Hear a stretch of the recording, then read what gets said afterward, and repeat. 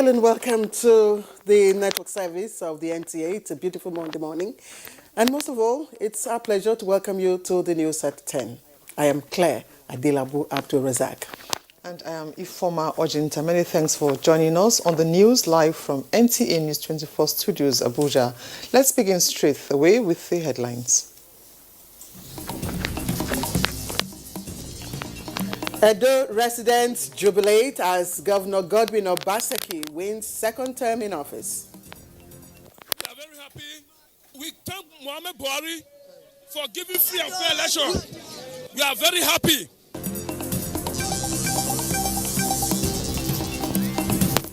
President Buhari congratulates Governor Godwin Obaseki on election victory, urges humility in victory.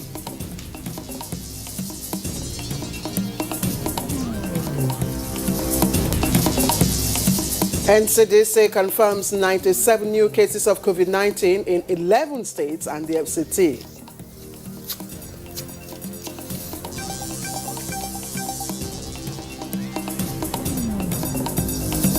Plus, First Lady Aisha Buhari sends relief materials to communities affected by flood in Kebbi State.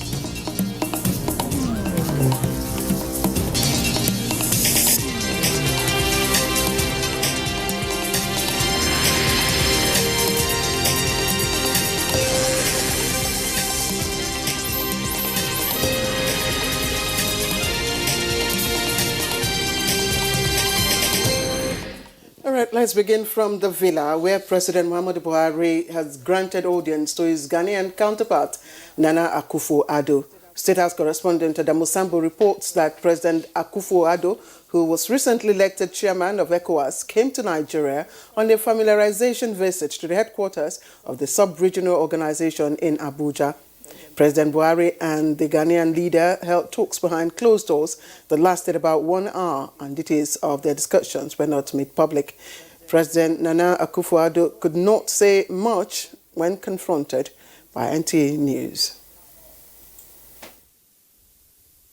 As you know, I've just been recently elected chairman of the community, so I'm coming to see the people at the headquarters. But I felt I should come and visit President Buhari for us to talk about matters of mutual concern. So it's an informal visit. And he was good enough to invite me to dinner. Those matters of mutual concern. We will be talking. The Ghanaian leader, who is seeking second term in office, was elected chairman of ECOWAS at the 57th Extraordinary Summit of the Heads of State and Government held in Niger Republic this month. The incumbent governor of Edo State and candidate of the People's Democratic Party in Saturday's governorship election has been elected for a second term. He polled a total number of 307,955 votes to beat his closest opponent, APC candidate Pastor Osage Ize-Iyamo, who scored 223,619 votes. Ogochukwuka Ona tells us more. Governor Obaseki was declared winner by the returning officer of the election and Vice Chancellor of the Federal University of Petroleum Resources, Efron, Delta State. I, Professor Akofure Rimruge, hereby certify that I'm the returning officer for Edo State governorship election held on the 19th day of September 2020. That Godwin N. Obaseki of PDP, having certified the requirement of the law in meeting the 25% in two-thirds of the local government area in the state and having a margin of lead higher than the council votes, is hereby declared the winner and returned elected. Signed by my very self. Today, 20 September 2020. The party agents comment. I want to use this opportunity to thank all Edo people and also appreciate INEC for a very peaceful process, as well as the security agencies. In the next couple of days, the party will come out with its position on how we are going to address these anomalies that have been trade these elections. We are going to appeal to our supporters to be calm and not to subject themselves into unlawful acts. APC is a responsible party and will continue to be peaceful. The number of accredited voters is 557,443. Total valid votes, 537,407. Rejected votes, 12,835, while the total votes cast is 550,242. In Benin, Ogochkuka Ona, NTA News. Meanwhile, Edo residents trooped out to jubilate over the victory of Governor Godwin Obaseki shortly after the Independent National Electoral Commission, INEC, declared him winner of Saturday's election. Ifeoma Okafor captures their moods and now reports. Atmosphere in Auchi, Jatu, Uzare is that of joy and ecstasy as people, mostly youths, took to the streets to celebrate Obaseki's victory.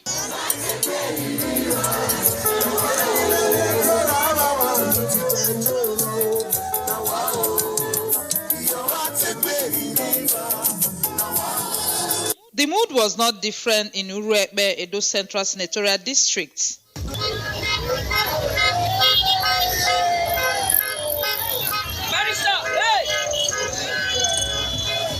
Back in Benin, supporters of PDP trooped out to rejoice with Governor Godwin Obaseki on his re-election.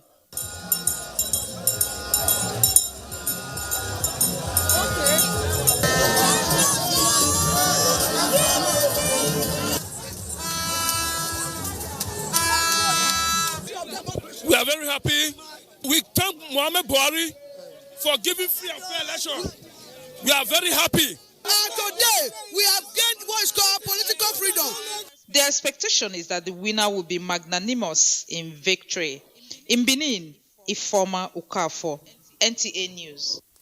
And President Muhammad Buhari has also formally congratulated Governor Godwin Obaseki for winning the just concluded Edo governorship election, urging him to show grace and humility in victory. In his reaction to the outcome of the election as announced by INEC, the president commended the electoral process, saying democracy will mean nothing if the votes of the people do not count or their mandate fraudulently tampered with. In a statement read in parts, President Buhari said his commitment to free and fair elections is firm because without free and fair elections, the foundation of Nigeria's political and moral authority will be weak. The Nigerian leader commended the people of Edo State, the parties, candidates and security agencies for conducting themselves responsibly. And the leadership of the People's Democratic Party has lauded the innovations brought into the nation's electoral process and what it described as remarkable improvements by security agencies as demonstrated during the last governorship election in Edo State. And our correspondent Timothy Yusuf reports that the party's National Publicity Secretary stated the position while reacting to the victory of the party's candidate, Governor Godwin Obaseki. The National Publicity Secretary of the PDP, Kola Olobondiyon, said the party applauds the use of virtual portal by INEC to upload results directly from the polling unit, which is believed to be the base of any election. The initiative, he adds, made it impossible for electoral violators to hijack the process. This victory, as won by the people of Edo State, is historic. On security, the PDP says it noted remarkable improvement in their activities. The PDP appreciates the candidate of the APC, Pastor Sagi Zeyamu, whose participation in the election it believes helped to deepen the nation's democracy, and urges him to team up with his brother, Governor Godwin Obaseki, in the onerous task of leadership in the general interest of all Edo people. In Abuja, Timothy Yusuf, NTA News.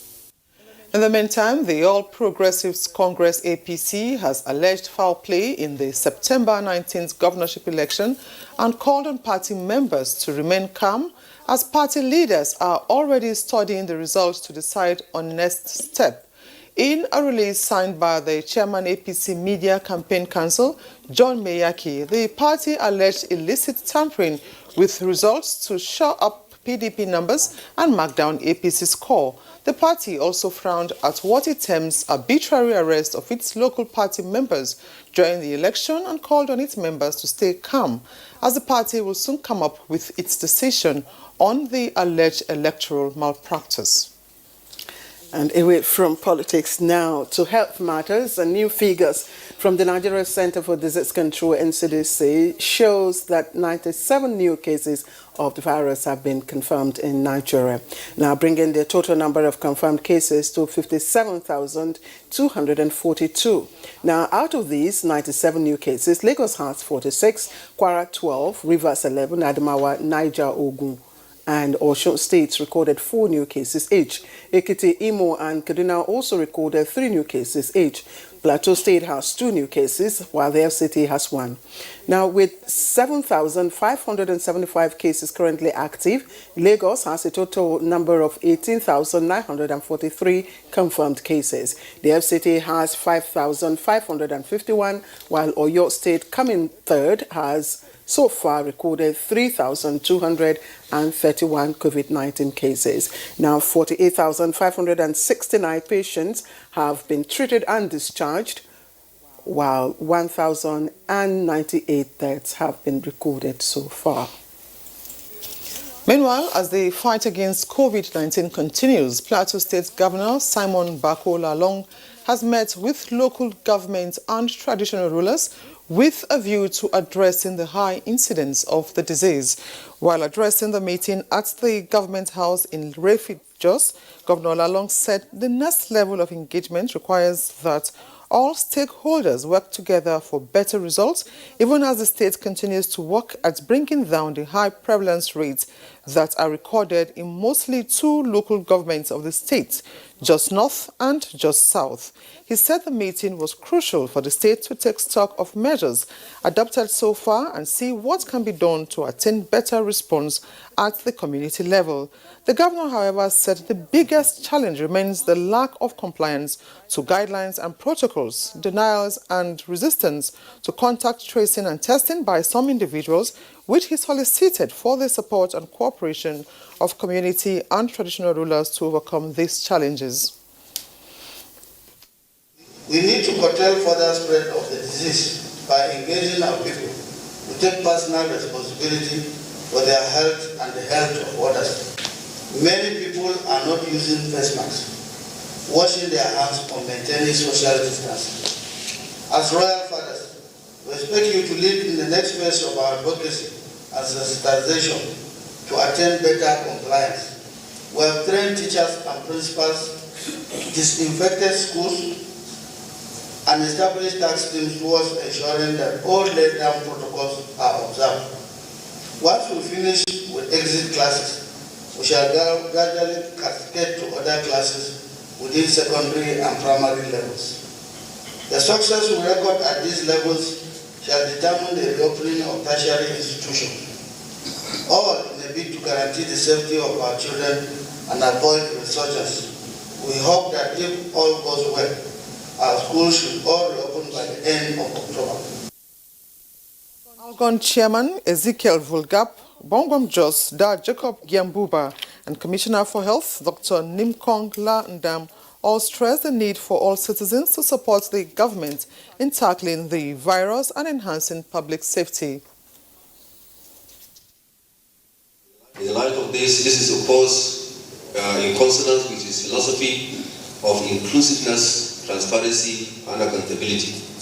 He felt that he's accountable to the people, and of course he has to give out to the people and update the people as to where we are, where we should be at this moment. We are going to go back and put more heads together with their Royal Highnesses here and to create more awareness. We will continue to work with government accordingly. As the Traditional Council, we are impressed with the presentation that we witnessed today. That is evidence that a lot is going on and we will continue to go for the betterment of practice.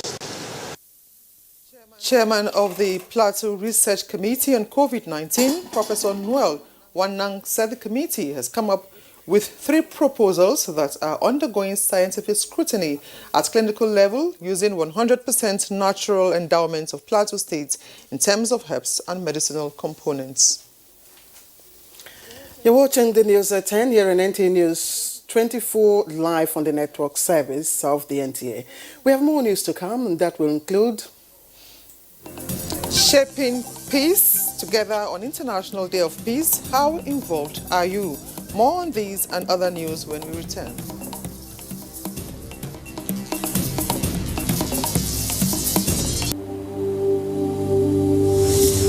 For now, the best and most efficient way to avoid getting infected is through regular hygienic and sanitary practices, as well as social distancing. As individuals, we remain the greatest weapon to fight this pandemic. By washing our hands regularly with clean water and soap, disinfecting frequently used surfaces and areas, coughing into a tissue or elbow, and strictly adhering to infection prevention control measures in health facilities, we can contain this virus.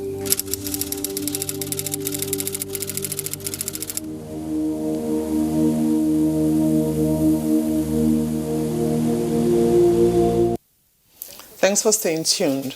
Now, the Cross River State's COVID-19 response team is continuing with aggressive sensitization campaigns and sample collection at Yakwa and Abi local government areas of the state to consolidate on its achievement of curtailing the spread of COVID-19 pandemic. Paul Abel reports. Massive community testing, collection of samples, reaching out to villages and the hinterlands through sensitization campaigns, and the provision of PPEs are some of the inputs of the COVID-19 response team at Yakar and Abi local government areas. Other activities of the team at rural communities include appreciation of health workers as well as the revamping of the healthcare system through quality health service delivery. We want special programs like immunization, safe maternal and child health services, and indeed several other HIV, malaria, name it, those nutritional programs to be back running the way they were before COVID.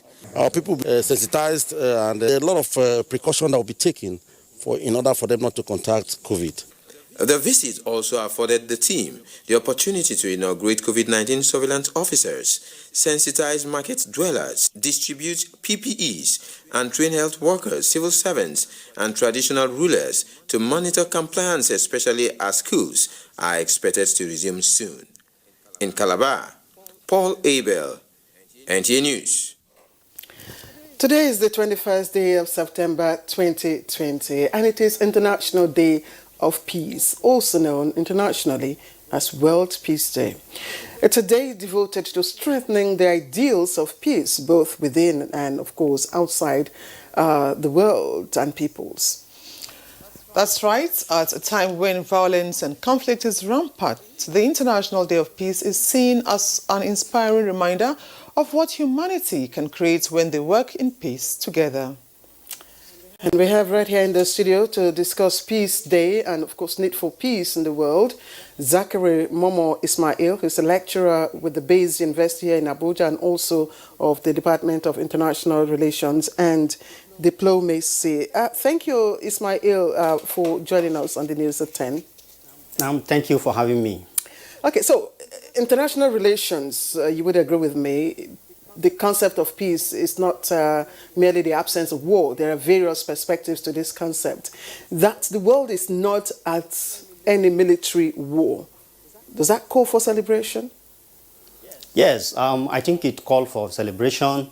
It is a day that an individual, a nation, a community has to enjoy peace. And when you look at it, like you have said, that we are not in a war situation does not mean that there's no war. Of course, we have coronavirus that is a pandemic war that has ravaged the entire world today. Of course, it is in this case, we will say that it's a war without gunshot.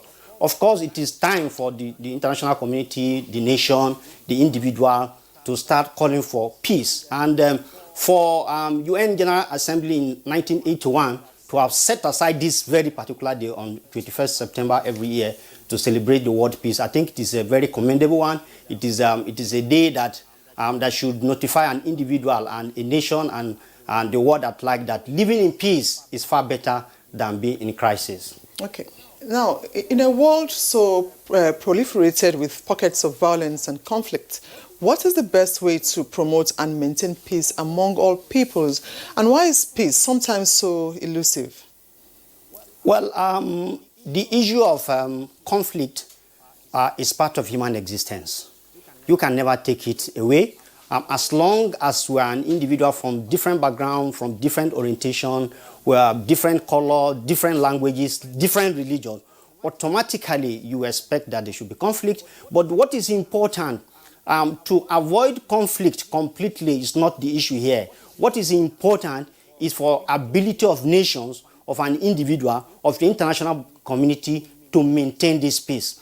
I think the UN General Assembly haven't set aside this day to make it a World Peace Day. I think it's commendable. I think it's something that it is very important that everybody should know, should imbibe it. And living in harmony is far better. Living in a conflict-free situation will enhance development, will enhance mutual cooperation, and will enhance employment, and even international development will be attracted across the globe. So therefore, there is no alternative to peace other than for us to live in, to try to manage the conflict, to manage the differences as a human being, to be able to live in harmony. We'll come to you to tell us how we can manage or, resolve some of these conflicts that the world is, grappling with. But you mentioned United Nations, and we all know that the UN, the fundamental principle upon which the UN and other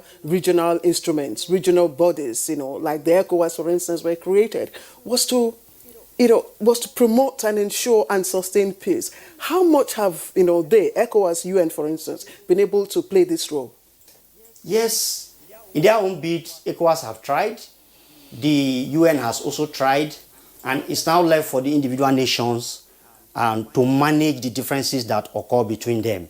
Like you have rightly said, the essence of having an international organization, of having cooperation, mutual cooperation in the international community, is to be able to settle the conflict that will arise as a result of differences between nations, between an individual, amicably and peacefully. So, in their own bit, the UN has tried, ECOWAS has tried. They have put so many measures. For example, ECOWAS has a charter of conflict, peace, and resolution within ECOWAS situation, and they have a concept of early warning strike to be able to wade into any crisis situation before it escalated or it blew out of proportion. With this measure that they have put in place, I think they have been able to manage situations that will not, necessarily resolve into war. Let me give you an instance of Yahya Jammeh in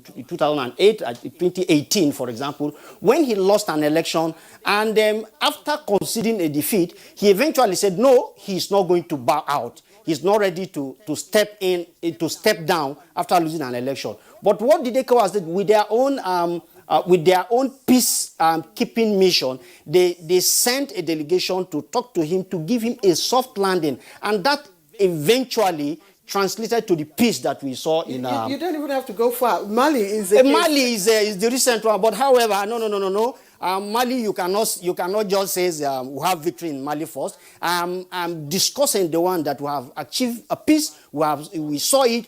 What does it mean? We saw back Laurent Gbagbo of Côte d'Ivoire when he refused to concede a defeat, and they were not able to manage that situation. It blown into a full crisis. Hundreds of thousands of lives went for nothing. But that of Mali, ECOWAS was able to manage it amicably, and eventually they gave him asylum, and he stepped down peacefully, and we saw peace there. Why I said we cannot mention that of Mali is because Mali is still ongoing. Mali is still on the negotiation. As we speak, military are still there. So why do we use that as... I know my colleague has a question for you, but it's still part of the process, trying to ensure that there's a peaceful resolution of issues, so that they don't snowball into full-scale war.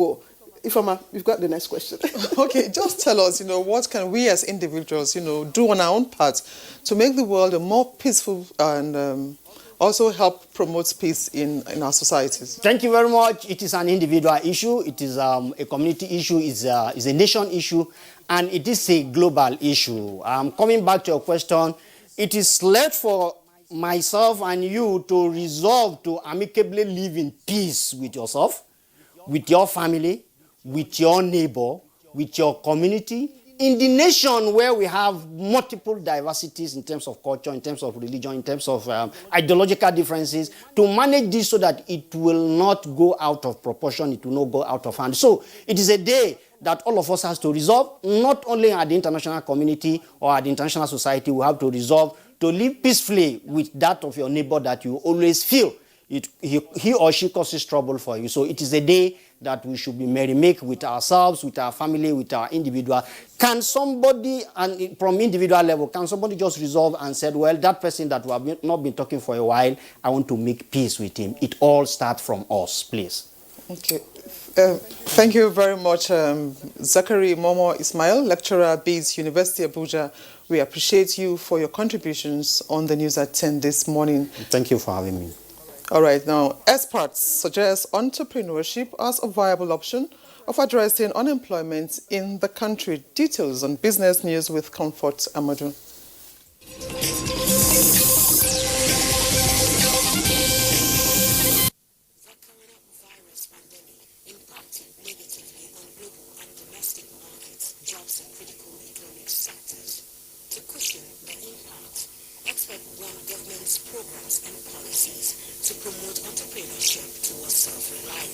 What we need now is skill development, entrepreneurship, and something for these youths, because these white-collar jobs that they are looking for is not really available as much as possible. And what we are looking at is to craft a bill that will now make the year post their graduation that will be focused on like a one-year program of skill acquisition.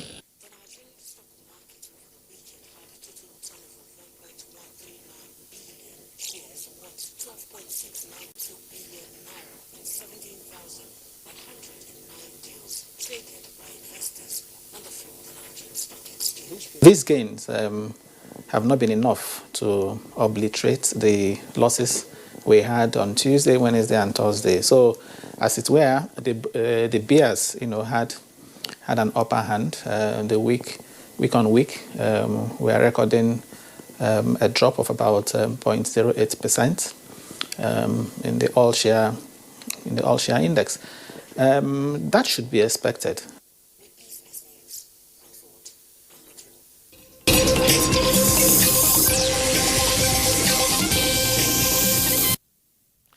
All right, that was Business News with our correspondent Comfort Amojo. You're watching the news at 10 live on NTA News 24 Abuja. When we do return,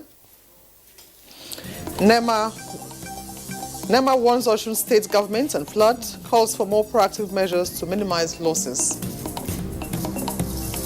At state level, local government level, community level, and in fact, even international, all hands must be on deck. There is a lot of fake news and report circulating, especially on social media, on the coronavirus. Do not believe or partake in the spread of these fake reports. If it is not on the official website or news from the Nigerian